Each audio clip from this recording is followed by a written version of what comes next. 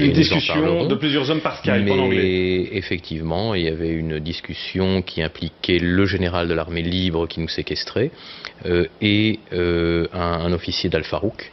Et de cette conversation, il est très très clair que il ressort clairement que le régime d'Al-Assad n'est pas responsable de la diffusion de cette arme chimique dans la banlieue de Damas. Dominique Quirico dit qu'il n'y a pas de fiabilité ni de fiabilité sur l'identité des personnes qui parlaient à ce moment-là et que donc il n'y a aucune preuve ce soir.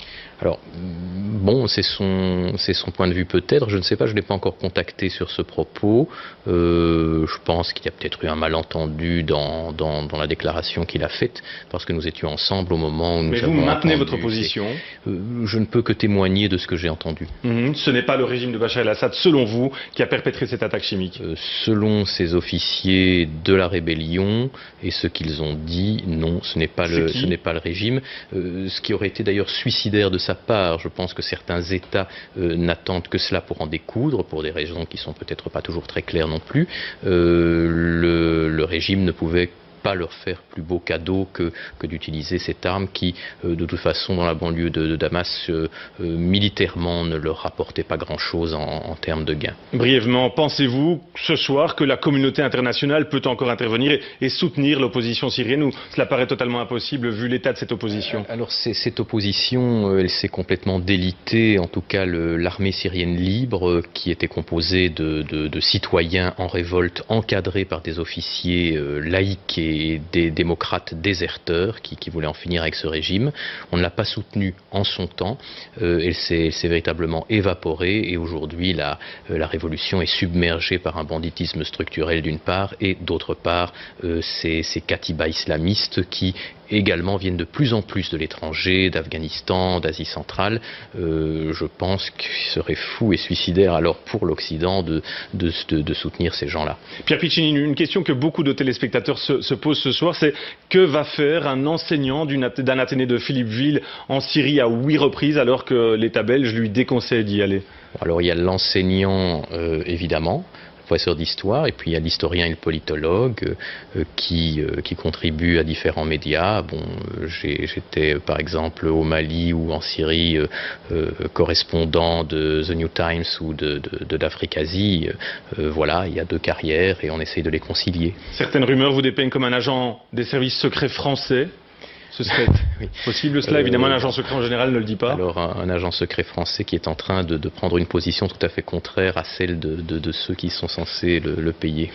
Pierre Piccini, merci d'avoir... Ces katibas islamistes qui également viennent de plus en plus de l'étranger, d'Afghanistan, d'Asie centrale.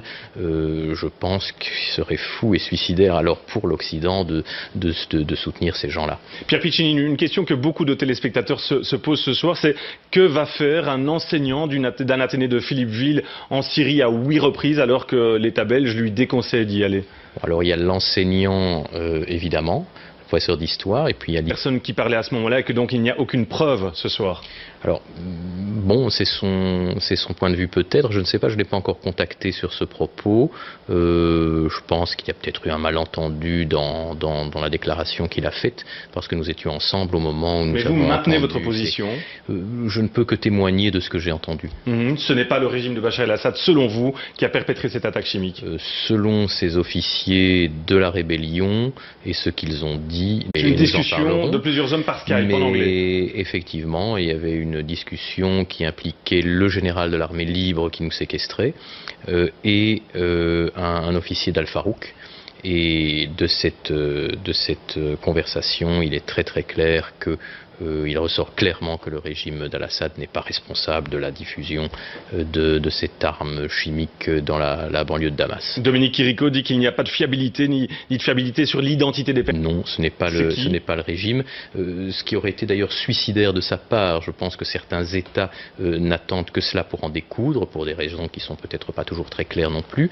Le régime ne pouvait pas leur faire plus beau cadeau que d'utiliser cette arme qui, de toute façon, dans la banlieue de Damas, militairement ne leur rapportait pas grand-chose en termes de gains. Brièvement, pensez-vous ce soir que la communauté internationale peut encore intervenir et soutenir l'opposition syrienne, ou cela paraît totalement impossible vu l'état de cette opposition? Alors cette opposition, elle s'est complètement délitée. En tout cas, l'armée syrienne libre, qui était composée de citoyens en révolte encadrés par des officiers laïcs et des démocrates déserteurs qui voulaient en finir avec ce régime.